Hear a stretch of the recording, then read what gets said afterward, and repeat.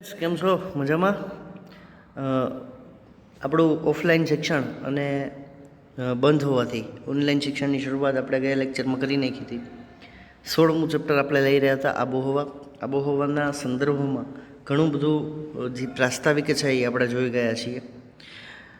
એમાં ખાસ કરીને આબોહવા કોને કહી શકાય, મોસમી પવનો કોને કહી શકાય એ જોઈ ગયા છીએ.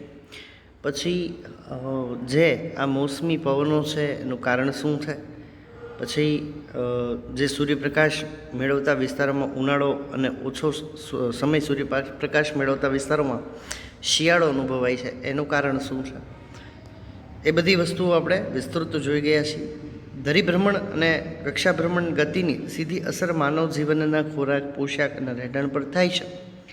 ભારત જેવા મોસમી આબોહવા ધરાવતા દેશોમાં ઋતુ પ્રમાણે દિશા બદલાતા શિયાળાના અને ઉનાળાના મોસમી પવનો ઋતુગત હવામાન પર વ્યાપક અસર કરે છે એ જોઈ ગયા છીએ. ત્યારબાદ આપણે જોવાના છીએ ભારતની આબોહવાની વિવિધતા. સ્વાભાવિક વિવિધતા શબ્દ સાથે તમે સામાજિક વિજ્ઞાનના સંદર્ભમાં જો વાત કરો તો વિવિધતા શબ્દ સાથે તમે શરૂઆતથી જ કનેક્ટેડ છો.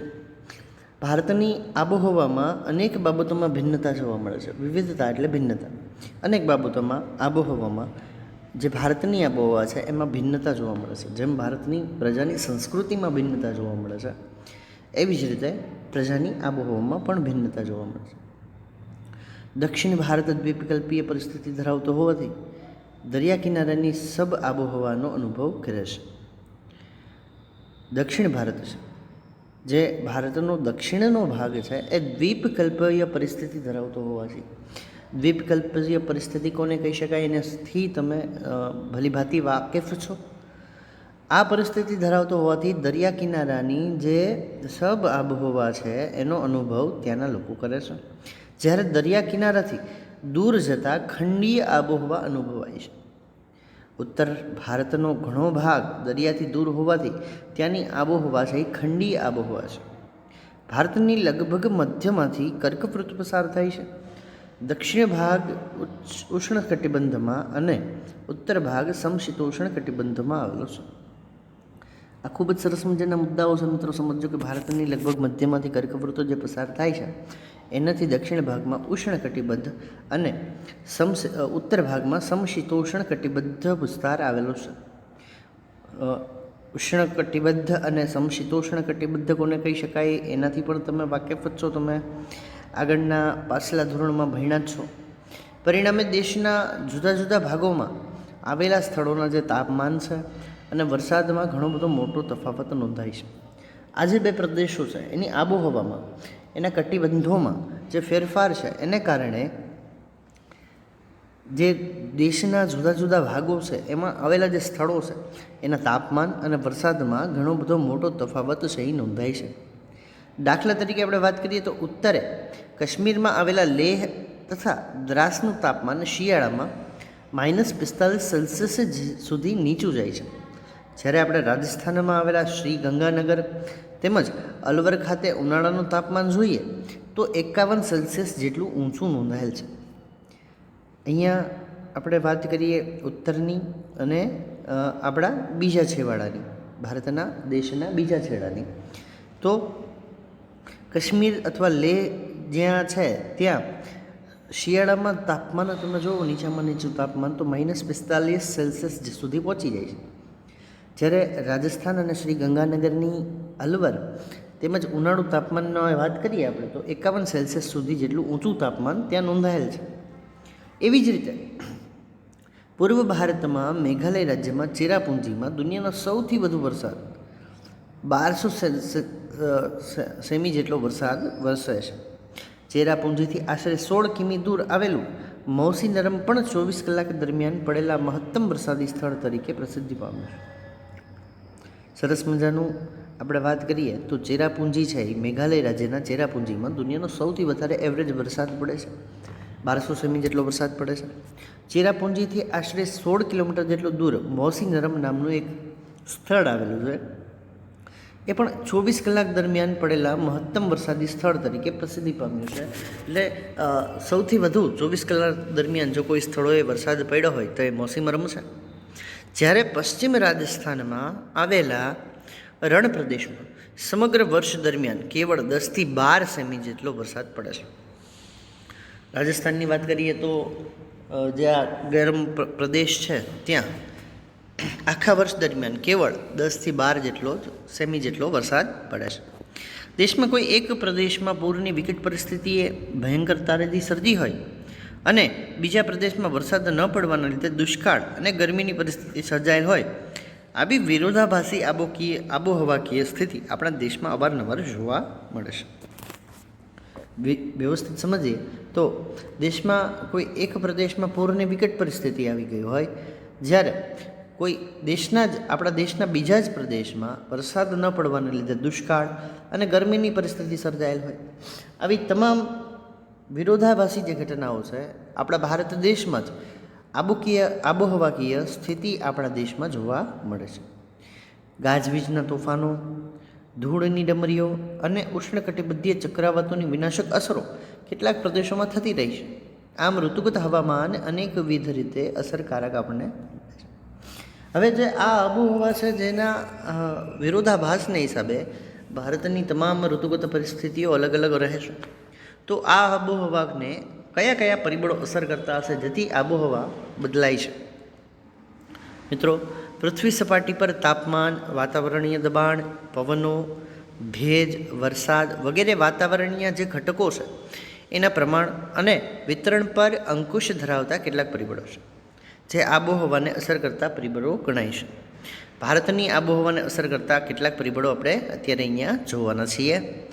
તો ફરીથી આપણે વાત કરીએ કે પૃથ્વીની સપાટી પર વાતાવરણીય દબાણ, પૃથ્વીની સપાટી પરનું તાપમાન હોય, વાતાવરણીય દબાણ હોય, પવનો હોય, ભેજ હોય, વરસાદ હોય વગેરે વાતાવરણીય જે ઘટકો છે એના પ્રમાણ અને વિતરણ પર કેટલાક અંકુશ ધરાવતા કેટલાક પરિબળો કામ કરે છે. આ પરિબળો આબોહવાને અસર કરતા પરિબળો ગણાય છે ને આપણે અત્યારે જોવાના છીએ. એમાં સર્વપ્રથમ આવે છે અક્ષાંશ. અક્ષાંશ શું છે એ હવે તમને નવી રીતે કહેવાની જરૂર નથી કે અક્ષાંશ કોને કહી શકાય, રેખાંશ કોને કહી શકાય. પૃથ્વી સપાટી પર આબોહવાના પ્રકાર જે તે પ્રદેશોના અક્ષાંશ પ્રમાણે બદલાય છે. પૃથ્વીની સપાટી ઉપરની જો વાત કરીએ આપણે તો આબોહવાનો જે પ્રકાર છે એ જે તે પ્રદેશોના અક્ષાંશ પ્રમાણે બદલાય છે. જે અક્ષાંશ પર જે પ્રદેશનું સ્થાન આવ્યું હોય એ અક્ષાંશના પ્રદેશ પ્રમાણે આ બદલાય કરે છે. આબોહવામાં તત્વોનું વિતરણ મોટાભાગે અક્ષાંશોને અનુસરે છે.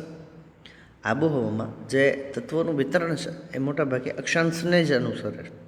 બે અક્ષાંશો વચ્ચે 111 કિમીનું અંતર હોય છે. બે અક્ષાંશની વાત કરીએ તો 111 કિમીનું અંતર એમાં હોય છે. વિષુવવૃત્તની આસપાસ પ્રદેશ પર સૂર્યના કેટલાક કિરણો લગભગ લંબ પડે છે, તેથી ત્યાં 12 માસ ગરમી પડે છે. જો વિષુવવૃત્તની આપણે વાત કરીએ તો આ વિષુવવૃત્તના આસપાસના જેટલા પ્રદેશો છે ત્યાં સૂર્યના કિરણો લગભગ લંબ પડે છે. આથી 12 માસ ત્યાં ગરમી પડે છે. ભારત ઉષ્ણકટિબંધીય અને સમશીતોષ્ણ કટિબંધીય એવા બે આબોહવાકીય પરિસ્થિતિ ધરાવતા વિભાગમાં વહેંચાઈ જાય છે. જ્યાં પૃથ્વી પર સૂર્યના કિરણો જ્યાં લગભગ લંબ પડે છે, જ્યાં વિષુવવૃત્ત છે ત્યાં 12 માસ ગરમી પડે છે. ભારત ઉષ્ણકટિબંધીય અને સમશીતોષ્ણ કટિબંધીય બે અલગ પ્રદેશોમાં બે અલગ આબોહવાકીય પરિસ્થિતિ ધરાવતા વિભાગમાં વહેંચાઈ જાય છે. અક્ષાંશના હિસાબે આ હતું અક્ષાંશ. મિત્રો કે અક્ષાંશ કઈ રીતે આબોહવા ઉપર અસર કરે છે. ત્યારબાદ આવે છે સમુદ્રથી અંતર. તો સમુદ્ર વિસ્તારથી જમીન પ્રદેશના અંતરો એ આબોહવા પર અસર કરનાર બીજું મહત્ત્વનું પરિબળ છે. આપણે સૌ જાણીએ છીએ કે સમુદ્રની આબોહવા, સમુદ્ર કિનારાની આબોહવા એ સમુદ્રથી દૂર જે પ્રદેશો છે એની આબોહવા કરતાં તદ્દન વિપરીત હોય છે. તો સમુદ્ર વિસ્તારથી જમીનના જે પ્રદેશનું અંતર છે એ આબોહવા પર અસર કરનાર બીજું મહત્ત્વનું પરિબળ છે. સૂર્યની ગરમી સંઘરવાની તેમજ તેની આપલે કરવાની શક્તિ જમીન અને પાણીમાં જુદી જુદી હોય છે. અહીંયા ખૂબ જ સરસ મજાનો પોઈન્ટ છે મિત્રો કે સૂર્યની ગરમી સંઘરવાની તેમજ તેની આપલે કરવાની શક્તિ જમીન અને પાણીમાં જુદી જુદી હોય છે. પરિણામે સમુદ્ર અને તેના કિનારા નજીકના ભૂમિભાગો પર સમ આબોહવા અનુભવાય છે.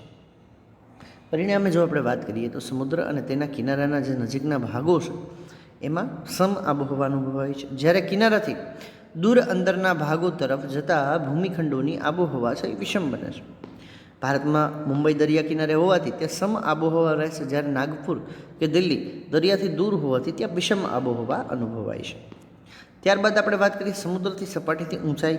એ પણ એક અગત્યનો ભાગ આમાં ભજવે છે આબોહવામાં. તો સમુદ્રની સપાટીથી વાતાવરણમાં જેમ ઊંચે જઈએ તેમ હવાનું દબાણ છે અને હવાનું તાપમાન છે એ ઘટતું જતું જોવા મળે છે. જ્યારે ભૂપૃષ્ઠની ઊંચાઈ વરસાદમાં વધારો કરે છે, હિમાલય પર્વતની ઊંચાઈને લીધે તેના બહુ ઊંચા શિખરો બારે માસ બરફથી છવાયેલા રહે છે. હિમાલયની જે ઊંચાઈ છે એના ઊંચા શિખરો છે એને હિસાબે ત્યાં બારે માસ એ બરફથી છવાયેલા રહે છે.